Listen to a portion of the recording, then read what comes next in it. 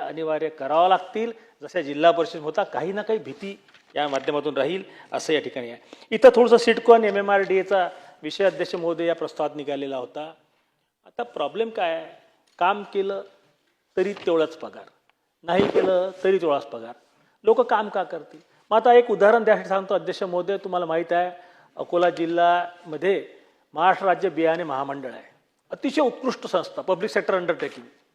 40 कोटी 30 कोटीचा नफा आहे. तिथल्या कर्मचाऱ्यांचं वर्कहॉलिक कर्मचारी म्हणून उल्लेख आहे. रात्री 9 पर्यंत प्रत्येक कर्मचारी काम करतो. मी काही त्यांची बाजू घेत नाही, माझे काही ते मतदारी नाही आहेत फारसे. असं असताना बियाणे महामंडळ नफ्यात असताना त्यांनी त्यांच्या कर्मचाऱ्यासाठी 30-32 कोटी बाजूनं काढले असताना फक्त शासनाची परवानगी लागते की यांना 7व्या वेतन आयोगाचं अरिअर्स द्यायचा. आपण का बरं ती फाईल अटकून ठेवली? आज फायनान्सकडे ती फाईल आहे.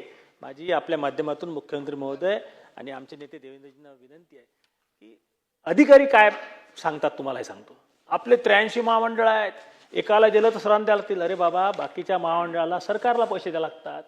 हे कंपनी ॲक्टमधलं महामंडळ आहे, याचे स्वतःचेच पैसे स्वतःजवळ आहेत, फक्त खर्च करायची तुम्हाला परवानगी मागून राहिले. हे केलं पाहिजे तरच चांगले लोक अधिक चांगलं काम करतील.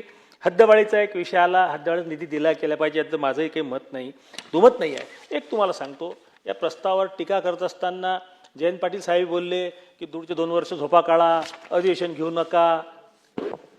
ते विनोदाच्या भावनेतून बोलले असतील, मला काही त्यांच्यावर टीका करायची नाही.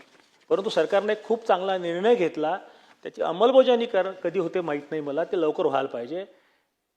नगरोत्थान या योजनेमध्ये अनेक महापालिकांचे 2-2, 3-3 हजार कोटीचे प्रकल्प आहेत. मग याच्यामध्ये 500-600 कोटी रुपये नगरपालिका टाकूच शकत नाही, ते तर 5 कोटी टाकू शकत नाही. आणि म्हणून देवेंद्रजींनी असं म्हटलं होतं की आपण सर्व नगरपालिकांना 50 वर्षाचं बिनव्याजी कर्ज देऊ आणि पुढच्या 50 वर्षात ते दरवर्षी ते कर्ज फेडतील. आणि हा जो 30% हिस्सा असते महापालिकेचा, नगरपालिकेचा, हा या माध्यमातून गॅप भरायचा प्रयत्न आपण करू. हे खूप चांगलं धोरण आहे. मला विनंती करायची आहे भाऊ, हे केल्याशिवाय हे अमृत योजना, हे अंडरग्राऊंड ड्रेनेज आणि अमृत योजना करत असताना, अंडरग्राऊंड करत असताना आपण होते कसं, आपण त्या कामाच्या व्यापात माझ्यासहित आपण मागं लागलो की नाही अंडरग्राऊंड आमच्यात झालीच पाहिजे. आता मी ती योजना मंजूर करून घेतली, योजना सुरूही केली. त्याच्यातून जे रस्ते खराब होणार आहेत त्या रस्त्याच्या रिस्टोरेशनला जर सरकारचे पैसे नाही आले तर लोकही मारतील आणि आपलं जीवन अस्वस्थ होईल. आणि म्हणून माझी या माध्यमातून सरकारला विनंती आहे की हे जे अंडरग्राऊंड ड्रेनेजसाठी पैसे जे आहेत त्याच्यातले 30% सहित पूर्ण पैसे सरकारने द्यावे. आणि अमृत योजना किंवा नगरोत्थानमध्ये 30% पैशाचा जो हिस्सा आहे महानगरपालिकेचा, तो हिस्सा जो आहे तो सरकारनं 50 वर्षाचं बिनव्याजी कर्ज द्यावं. आणि एक जाता जाता आता उद्या जयंतराव पाटील भेटतील, परंतु त्यांनी म्हटलं होतं बोलताना की अजितदादांनी 47,000 कोटींचा बजेट डेफिसिटचा अर्थसंकल्प सादर केला होता. आताचे मुख्यमंत्री किती कोटी रुपयाचा डेफिसिटचा अर्थसंकल्प सादर करतात मला माहीत नाही. बरं केलं त्यांनी आकडे सांगितले. मला फक्त एकच म्हणायचं आहे की या 25 वर्षात कोण्या अर्थमंत्र्यानं आजपर्यंत सरप्लस बजेट जाहीर केलं हे तर सांगावं. मला माझ्या माहितीप्रमाणे एक वेळ फक्त अजितदादांनी सरप्लस काहीतरी 5,000 कोटीचं आणि एक बार सुधीरभाऊ मुनगंटीवारांचं बजेट होतं. बाकी 20 वेळ बजेट हे आपलं डेफिसिटचंच होतं. डेफिसिटचं बजेट असणं काही चुकीचं नाही आहे. किती असलं पाहिजे त्याला काही नियम आहेत, आपण नियमाच्या आत काम करू आलो. आणि मग टीकेनं उत्तर न देता आपण काही गोष्टीचा उल्लेख केला पाहिजे. याच्यात 2 गोष्टीचा मला उल्लेख करायचा या प्रस्तावामध्ये. पहिल्या ओळीमध्ये त्यांनी लिहिलेलं आहे एकही उद्योग सुरू झाला नाही, हे सपशेल खोटं आहे.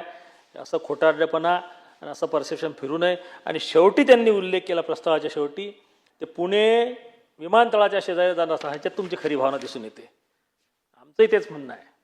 महाराष्ट्र म्हणजे नागपूर, पुणे आणि मुंबई एवढंच नाही आहे. कधी आमच्या अकोल्याचा उल्लेख करायला पाहिजे. ग्रामीणचा उल्लेख. तुम्हाला येऊन जाऊन पुणे, येऊन जाऊन मुंबई, हे आई उल्लेख करायला होता तर इन्फ्रास्ट्रक्चर डेव्हलप झालं नाही. तर त्यांना एक 2019 साली देवेंद्र फडणवीसांचं परत रेकॉर्ड भाषण होतं की जयंतराव तुम्हाला गाडीत बसून कोस्टल रोडवर घेऊन जाऊ. तर तो प्रकल्प आपण पूर्ण केला की नाही याचंही कौतुक व्हायला पाहिजे होतं. आपण कोस्टल रोड केला, आपण अटल सेतूसारखे रस्ते केले. फक्त एक हे करण्यात कुठंच दुमत नाही आहे. कुठलंही राज्य पुढे जात असेल तर त्याच्यामध्ये ॲग्रिकल्चरचा वाटा त्याच्या सकल उत्पन्नाच्या 8-10% वरती नाही आहे.